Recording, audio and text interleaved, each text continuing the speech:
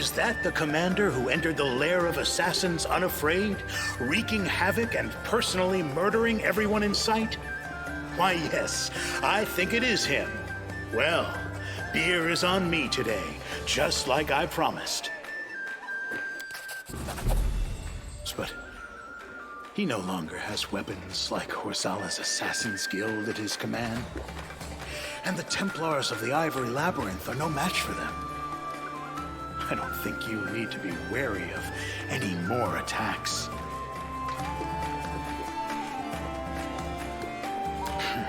Well, maybe a little, perhaps. But I never violate the terms of my contracts. Justice, villainy, loyalty, treachery. All these words carry no meaning for me anymore, but my reputation. For that, I will put my life on the line. Yeah, sure.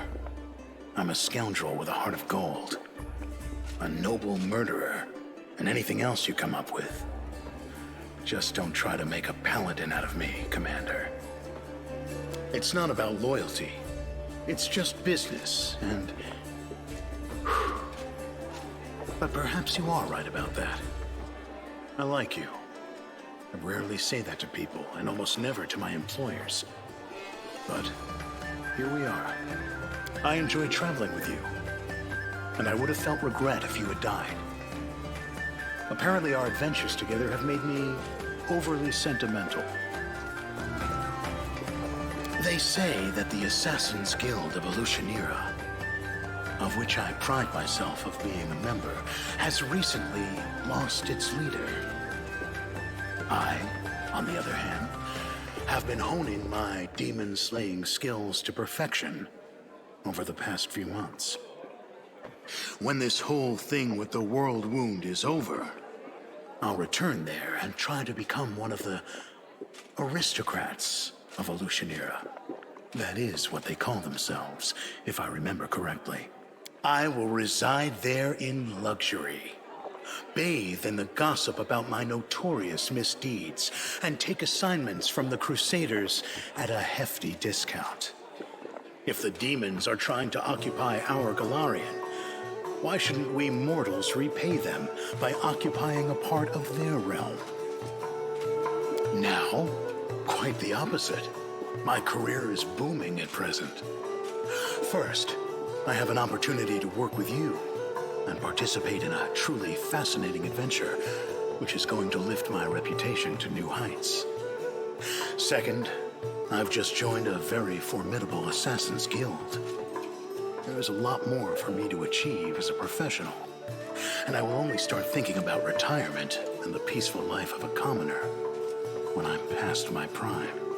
Anyway, fortune doesn't favor those who think too much about tomorrow instead of living in the present. Right now, I'm fighting the world wound under your command. As for what happens next, we'll just have to see.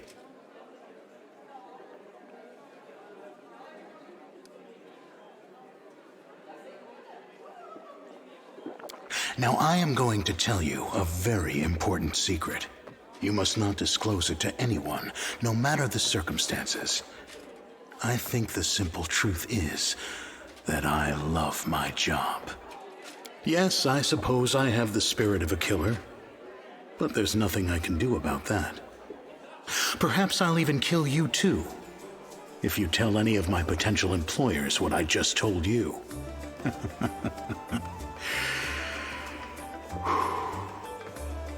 Maybe you are right. Somehow your ideas have grown on me over the time we've spent together. Fighting against the forces of evil, protecting the world of Golarion. Aye, sink or swim. Look, when we deal with the world wound, you may officially enlist me in the ranks of the brave Mendevian Crusaders. There's only one condition. My dark, cynical soul remains the way it is. Same goes for you. I never regretted getting involved with you, even though the whole thing seemed like a utter failure at times. You know, Commander, I've always thought that I was a loner by nature. I don't like people. I don't give a damn about them. They don't give a damn about me. And that's how it's always been since I met you. But you are an exception to all the rules. It is completely wrong for a hired blade to have any kind of personal affection for a client. But I do. Whatever lies ahead, I will never regret going on that dragon hunting mission with you.